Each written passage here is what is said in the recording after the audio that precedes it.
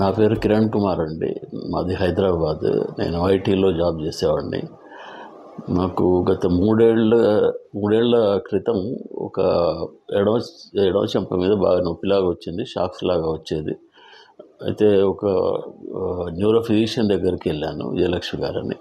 So తను చూసి దీన్ని ట్రైజమినల్ న్యూరాలజీ అని తను చెప్పారు. దానికి నార్మల్గా ట్రీట్మెంట్ ఇచ్చేవారు మెడిసిన్స్ తోటి, ఆక్సిటాల్ అండ్ ప్రిగాలిన్, ఆ మెడిసిన్స్ తోటి ట్రీట్మెంట్ ఇచ్చారు. అది ఒక 4-5 నెలలు బాగానే ఉంది. ఆ తర్వాత ఇంకా పెయిన్, షాక్స్ ఎక్కువైపోయేవి. ఆల్మోస్ట్ ఒక గంటకి 50 నుంచి 100 షాక్స్ లాగా వచ్చేది. తట్టుకోలేకపోయేవాడిని. దాని తర్వాత ఒక పెయిన్ క్లినిక్కి వెళ్ళాను, పెనాషియా అని. అక్కడికి వెళ్ళి ఫస్ట్ రౌండ్లో ఒక డయాగ్నోస్టిక్ బ్లాక్ లాగా చేశారు. అది పర్వాలేదు, కొద్దిగా ఒక 7 to 8 months వరకు నొప్పి తగ్గింది, ప్రాబ్లం ఏం లేకుండే. ఆ తర్వాత మళ్ళీ మొదలైంది.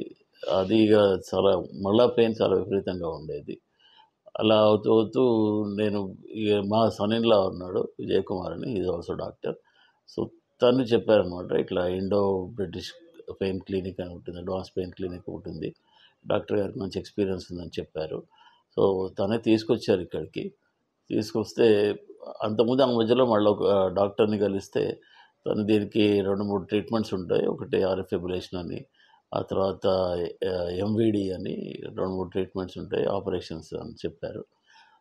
సరే దీనికి ఈ లోపల మా సన్-ఇన్-లా చెప్పారు ఇక్కడ బాగా చేస్తున్నారని. నేను వచ్చాను ఇక్కడికి.